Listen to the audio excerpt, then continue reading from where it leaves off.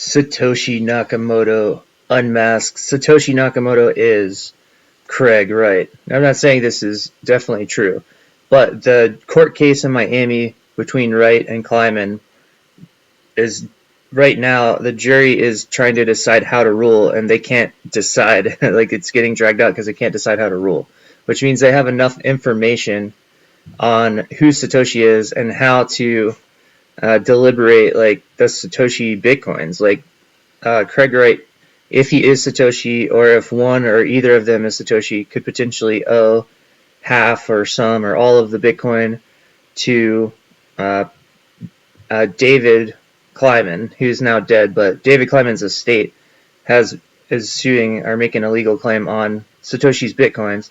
And this is what's being ruled on right now.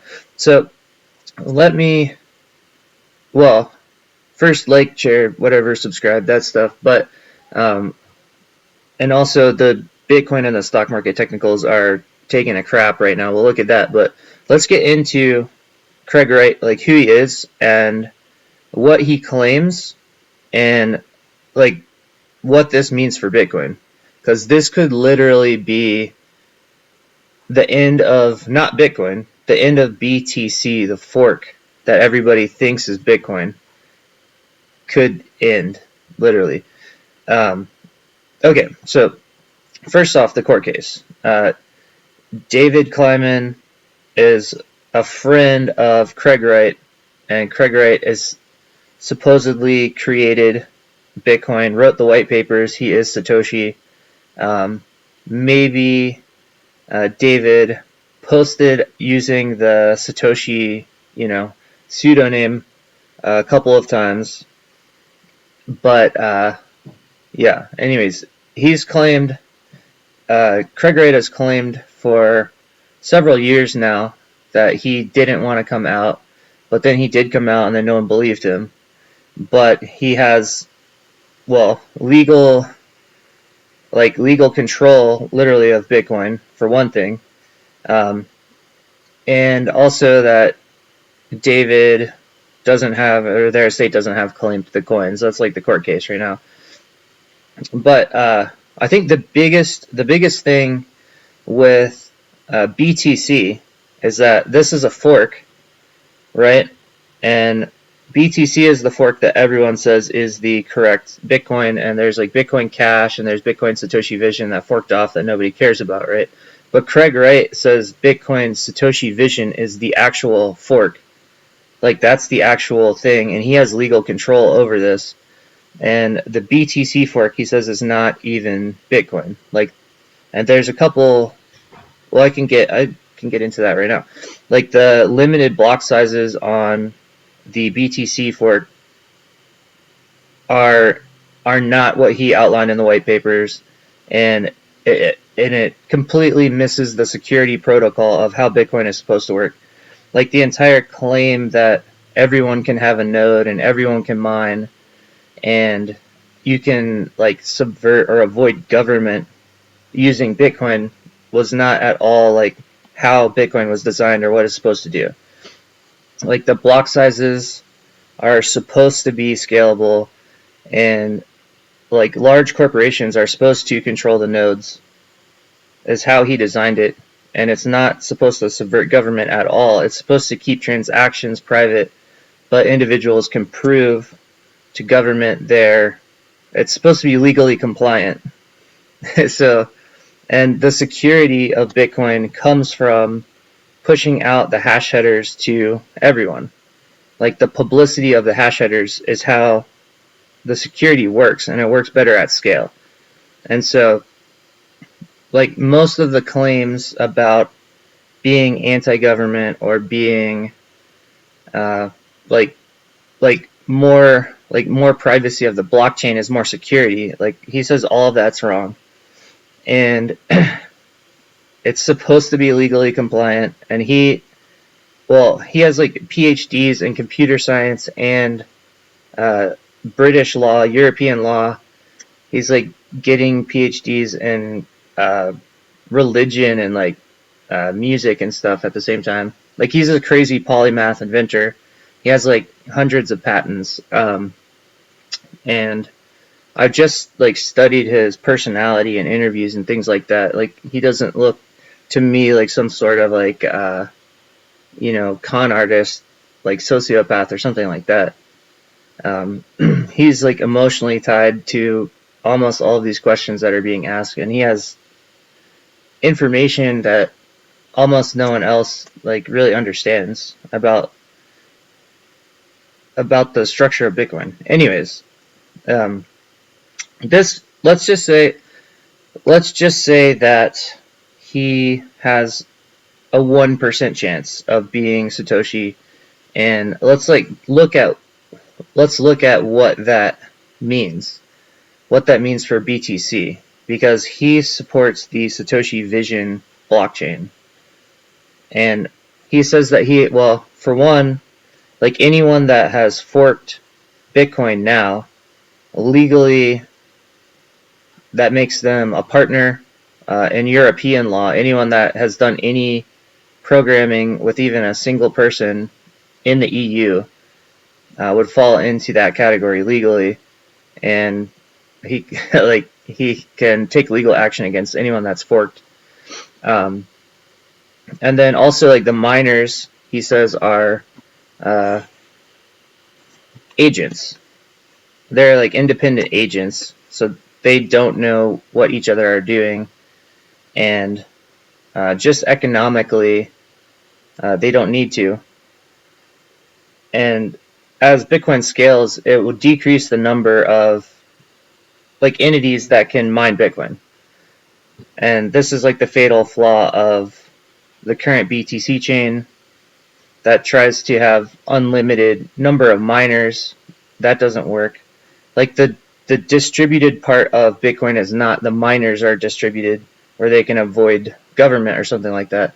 The distributed part of Bitcoin is about security, and the security is simply publishing as widely as possible the hashes, so that if somebody tried to hack the system, they would literally have to go to like a billion individual users and change all of their hashes and like hack all of their computers and change any history of those hashes and everything like that. Like that's the point. It's a secure the distributed aspect of Bitcoin is for security, and it's a widely published security system.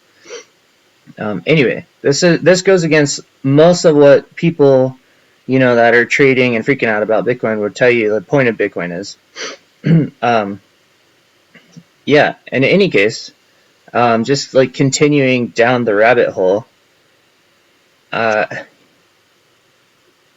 if he does control, all those Bitcoin, like he says that, for one thing, he says he does, like everyone says, like, the Satoshi wallet is like all these Bitcoin that will never move and everything like that. But he says like he mined like about 1 million, and he's also bought about 1 million Bitcoin, and he does like spend them and does transact in Bitcoin like kind of a lot.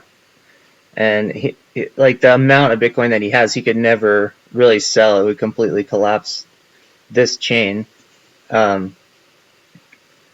But yeah, so this like he had all those Bitcoin before this chain forked off. So all of his Bitcoin exists on this chain, but he supports the other chains. Like Bitcoin Cash was closer, but he's like, no, like this is what I designed. Like he's like, everyone screwed up and like made up a bunch of nonsense, and everyone's like gambling on this as some like speculative thing. He calls everyone like gamblers, and he'll go on like a moral rant about it. But the thing, it's pretty wild if you go watch all of his interviews.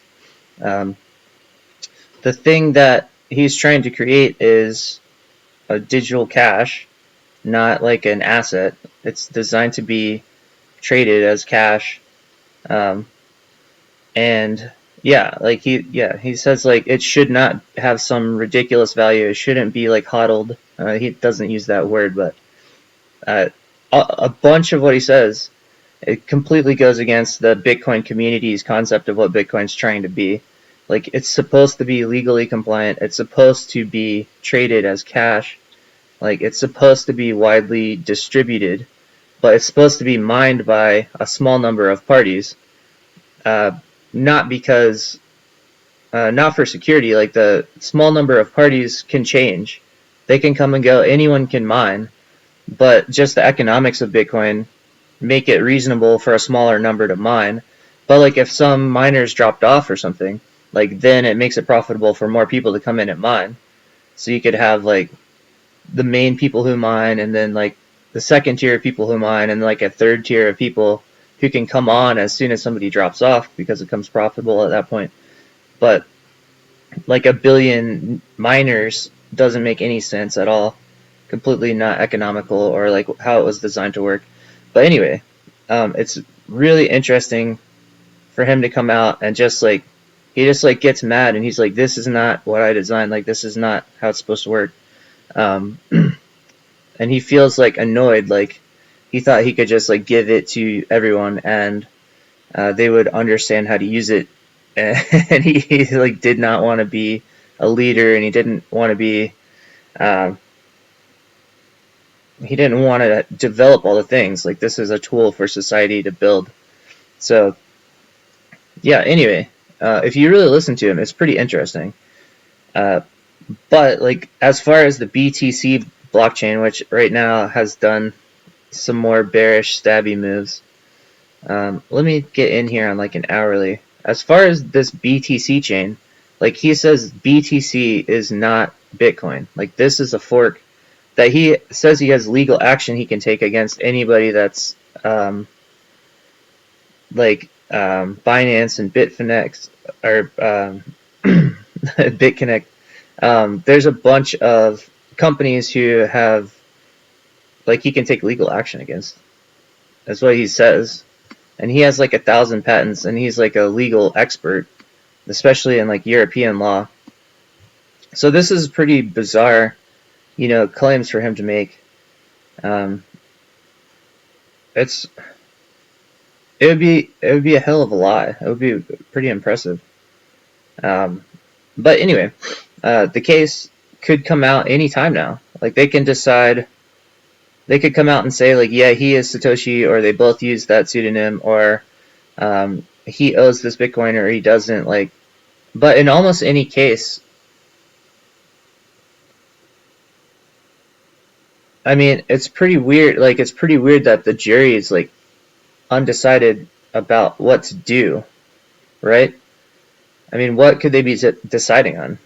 It's like, is he Satoshi, and they're deciding like how many Bitcoin he should pay out, or like is the other guy Satoshi?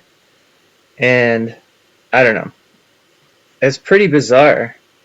It's pretty bizarre, and it's like what could happen here as a result of this is that Bitcoin could get into a total like war again between forks, where yeah, I mean, if he's proven to be Satoshi, and say he is Satoshi and he has to give like half of his coins to like the Kleiman estate, like what are they going to do with those coins? Like this would collapse Bitcoin, just seeing all those coins move and knowing that there's two parties that could sell them at this point, like the mega whales that and then also just like it starts a war between the Bitcoin SV chain and the BTC chain.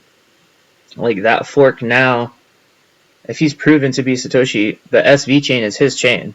Like that's what he laid out in the white paper, and that's what he is saying. I mean, if it's true, like the BTC chain could completely, I mean, not disappear, but it could become the irrelevant chain. And the other chain, like he says a lot of things that are pretty wild. He says like Bitcoin will never go to 100, and it shouldn't, and it needs to be functional as cash. Like that's what the point of it is. And that's for either chain. Like they shouldn't be at some valuation like that, and they shouldn't be held or gambled with. It's not an investment asset. None of this. Like that's not the point of this system. Anyway, let's look at the technicals. Now that we know that the biggest black swan in the history of Bitcoin is at least possible and being discussed legally in a federal court case right now. So Craig Wright is Australian, and he's been doing PhDs in England and living in England a little bit, but this court, David Klieman is from South Florida, and this is a federal court case in South Florida.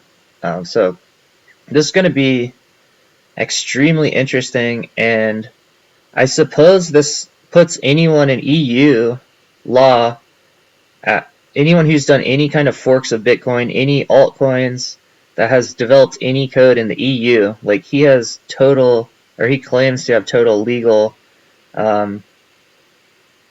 like claims to Bitcoin, and could he said he could open legal action, and he doesn't even need to like pursue it. Like the amount of money at stake there is enough for lawyers to just like pick it up and endlessly pursue it, just in hopes of a percentage payout or something like that.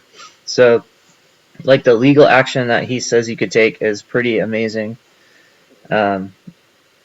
And he's been saying stuff like this for a while, and everyone's just like, "Oh, you're a fraud." And well, we'll see what the court says. But this is a pretty crazy situation. So let me go. Yeah. So Bitcoin has done a pretty good rejection anyway. Let's look at some technicals on Bitcoin, and I can look at the Bitcoin SV chain as well. But you know, Bitcoin's up here wherever. It's stabbed through everything this weekend already once. We're back on top of some stuff. So this technical area looks like a little triangle maybe that we're in now. Let me go out to the dailies. Let's get some momentum on here. Let's do a little technical analysis on this thing, because this is looking kind of ugly.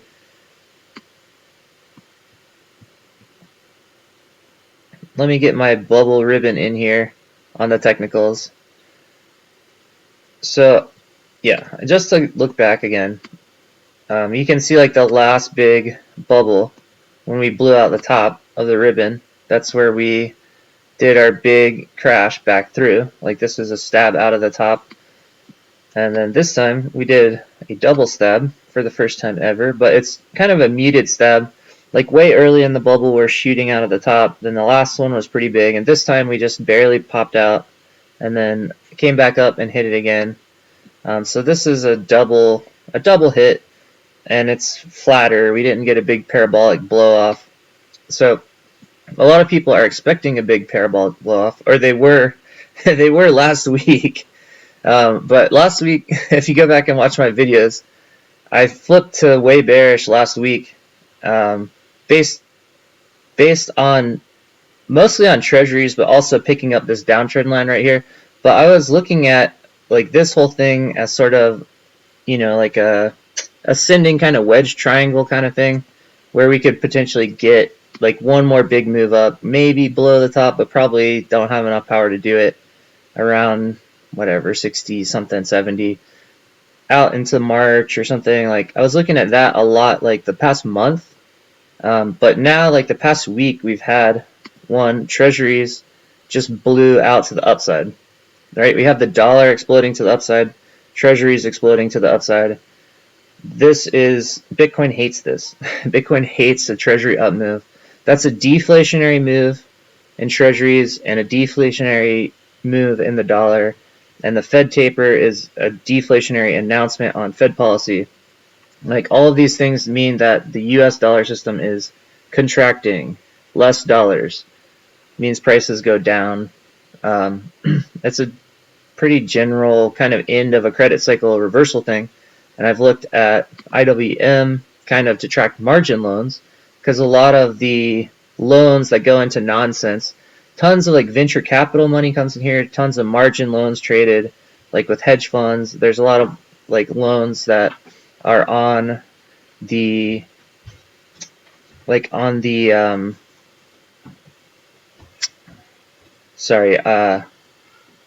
outside of the market. There's loans that are traded behind in block trading.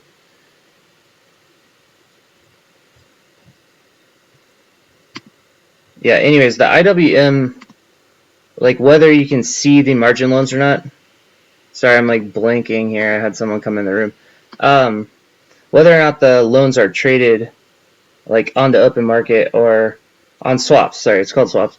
like the bank swaps, you can have loans that don't show up in margin loan, but like you'll see them in the IWM chart because the IWM gets a lot of those crazy loan amounts. And right, so anyway, like you have margin loans, reverse, all of these technical factors are things that I've been looking at that are indicating like a switch in the fundamentals here. But yeah, I flipped way bearish here this past week, and I think that this black swan event could be insane. Like Bitcoin could rain vertically downwards like we've never seen before if this comes out to be true. And as far as like a couple of trading things, I think the big short that I have on right now, none of this is financial advice as always, but like the big short that I have on right now is Mara, because it is sort of a leveraged meme stock. So I think there's a big chance that meme stocks crash because the margin loans are coming back, right? And then I think there's a good stock that the general market like at least pulls back because of the Fed tightening, which could affect Mara. And I also think that the Treasury breakout is a threat to Bitcoin, which would be bad for a Bitcoin miner. And now we have a potential Bitcoin black swan that could collapse Bitcoin, and the Bitcoin miners would rain down as well. So like this is my big short play here that I have on right now. And I can't remember what I have. I have like some January puts. I think I have like some June puts. But yeah, I think like this is a big short play that's really interesting right now. And this is going to be the biggest thing in the history of Bitcoin if this is true. And it's going to start an absolute war, and like it's going to go nuts. And then we're going to see, I mean, I've seen things that are tying like Craig Wright and this cash system to like the EU and the international banking system and the Great Reset and all of these kind of things, like potentially, like I don't know if any of that is true, but like the rabbit hole and like the craziness that could come out of this is just insane. And then, yeah, I guess like the SPACs are an interesting thing to take a look at. Just on a similar note without Bitcoin crashing, but like now there's the potential of a Bitcoin black swan that could crash the market, and we already have margin loans coming out. Like we could be flipping into not a bear market, but like a black swan like sell-off kind of thing is potential right now. So, I just kind of throw a couple puts on just in case we get like some massive black swan here in December, just to be safe, So, happy trading. Good luck out there. This is this could be a crazy one, but yeah, Craig Wright is maybe actually Satoshi. Wow, this could be nutty.